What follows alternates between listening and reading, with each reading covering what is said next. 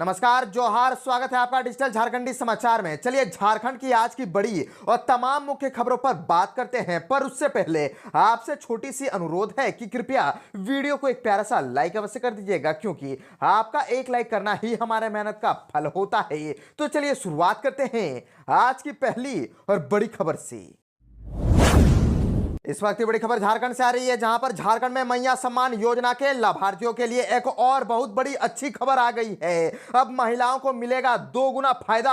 2500 तो मिल ही रहा है और अब और ज्यादा फायदा मिलने वाला है। दरअसल राज्य सरकार मैया सम्मान योजना की लाभार्थियों को सामाजिक कार्यों से जोड़ने और उनमें उद्यमता विकास के लिए कार्य योजना बना रही है। ग्रामीण विकास मंत्री दीपिका पांडे सिंह ने निर्देश दिया है कि मैया योजना के लाभुकों को स्वयं सहायता समूह से जोड़ने का निर्देश अधिकारियों और जेएसएलपीएस को दिया है। इन लाभुकों की सूची महिला बाल विकास विभाग से प्राप्त किया जाएगा। इसके बाद इन्हें एसएचजी से जोड़ने की प्रक्रिया शुरू की जाएगी। और आपको बताते चले कि मंत्री ने कहा कि राज्य की करीब 32 लाख महिलाएं सेल्फ हेल्प ग्रुप से जुड़ी है, जबकि मैया योजना से 57 लाख महिलाएं जुड़ चुकी है। इस आधी आबादी की ताकत को और बढ़ाने के लिए सरकार इनमें उद्यमिता का विकास भी करने की मंशा रखती है। साथ ही जो उद्यम के क्षेत्र से जुड़ी हुई है उनको सेल्फ हेल्प ग्रुप की मदद से मार्केट लिंक किया जाएगा, ताकि उनके द्वारा तैयार किया गया उत्पाद बाजार में उपलब्ध करा करके महिलाओं की आय का संवर्धन किया जा सके। महिलाओं को और सशक्त करने में इससे काफी मदद मिलेगी। यह एक गैर लाभकारी संगठन होता है, इसमें ज्यादातर महिलाएं शामिल होती है। एसएचजी सामूहिक निर्णय लेने, साझा जिम्मेदारी और आपसी विश्वास पर आधारित होते हैं। गरीबों को वित्तीय सेवाएं देने का काम करते हैं। महिलाओं की उद्यमिता बढ़ाने के लिए लोन भी दिया जाता है। झारखंड से और एक बड़ी खबर आ रही है, जहां पर झारखंड में 80 से ज्यादा छात्राओं को होना पड़ा शर्मसार।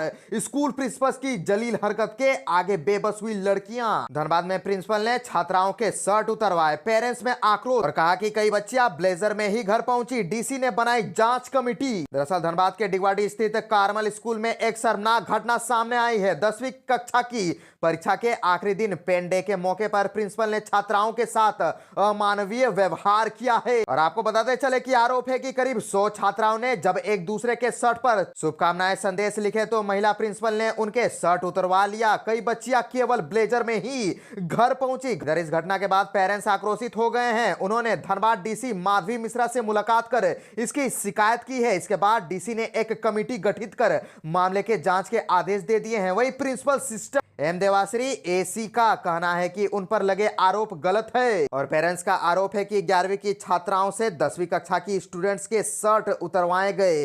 साथ ही कहा गया कि सभी पेरेंट्स को फोन कर एक शर्ट मंगवाओ, तब स्कूल से जाने दिया जाएगा। कई बच्चियां बिना शर्ट के केवल ब्लेजर पहनकर ही घर पहुंची और खूब रोई। वहीं पेरेंट्स स्थानीय विधायक रागिनी सिंह के साथ डीसी कार्यालय पहुंची। यहां डीसी माधवी मिश्रा से मुलाकात के दौरान अभिभावकों ने प्रिंसिपल के खिलाफ कार्रवाई की मांग की और विधायक रागिनी सिंह ने घटना को दुर्भाग्यपूर्ण और शर्मनाक बताते हुए वे अभिभावकों को न्याय दिलाने के लिए हर संभव प्रयास करेंगी और जरूरत पड़ने पर मुख्यमंत्री से भी मिलेंगी।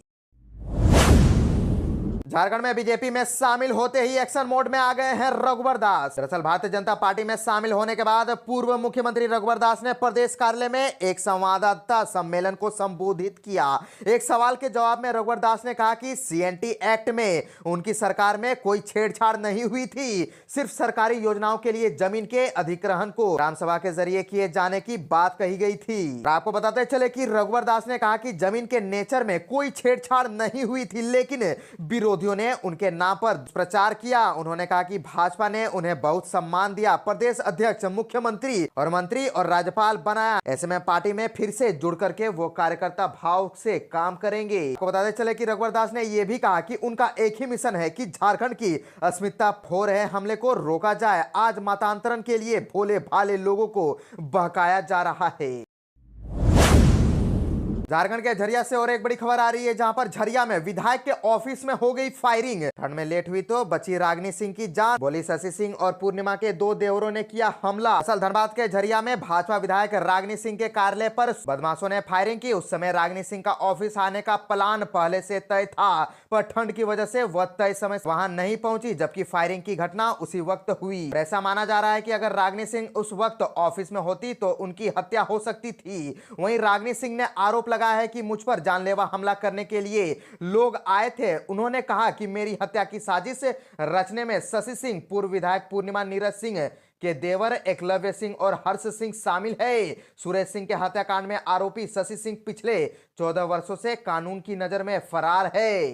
वो रामधारी सिंह के पुत्र हैं। सरकार ने उस पर इनाम की घोषणा भी कर रखी है। सभी लंबे से षड्यंत्र रच रहे हैं। और झरिया विधायक रागिनी सिंह ने बताया कि मेरा अपने कार्यालय में आने का कार्यक्रम था। इसकी सूचना बहुत सारे लोगों को थी। हालांकि मैं देरी से निकली, तब तक लगभग सुबह 8 बज चुके। मुझे सूचना प्राप्त हुई कि मेरे कार्यालय में 2 अपराधी आए थे। इसमें से एक व्यक्ति के हाथ में रुमाल से ढका हुआ पिस्तौल था। केंद्रीय टीम ने सदर अस्पताल का किया निरीक्षण। सीएम ने विभाग में मेन पावर की कमी से अवगत कराया। स्वास्थ्य एवं परिवार कल्याण मंत्रालय, भारत सरकार की पॉपुलेशन रिसर्च सेंटर की 2 सदस्यीय टीम ने अपने 3 दिवसीय दौरे के अंतिम दिन सदर अस्पताल का निरीक्षण किया। इस दौरान केंद्रीय पीआरसी टीम की सदस्य डॉक्टर प्रियंका और डॉक्टर प्रज्ञा ने केंद्र सरकार की ओर से संचालित विभिन्न स्वास्थ्य योजनाओं की भौतिक सत्यापन के साथ दस्तावेजों की भी जाँच की। और टीम ने अस्पताल में संचालित सभी OPD, OTI, emergency ward, Ayushman ward समेत अन्य वार्डों का निरीक्षण किया। और टीम के सदस्यों ने ओपीडी में तैनात चिकित्सकों से मरीजों के संबंधित जानकारी ली। वहीं मरीजों को मिलने वाली सुविधा व दवाइयों के बारे में भी जाना। और इस दौरान प्रभारी civil surgeon doctor युग्न Kishore Chaudhary ने टीम के सदस्यों को जिला में समिति संसाधन में योजनाओं के बेहतर तरीके से संचालन किए जाने को लेकर के अवगत कराया। उन्होंने कहा कि सरकार की योजनाओं को बेहतर बनाने के लिए मानव संसाधन की घोर कमी है, तकनीकी विशेषज्ञों की भी कमी है। ऐसे में इस कमी को पूरा कर ही योजनाओं का संचालन सही से किया जा सकता है। टीम सदस्यों ने बताया कि केंद्र स्वास्थ्य मंत्रालय की संचालित योजनाओं की भौतिक समीक्षा व जांच करने पहुंची थी। जिले में 3 दिनों से निरीक्षण व जांच के आधार पर रिपोर्ट तैयार कर मुख्यालय को सौंपा जाएगा।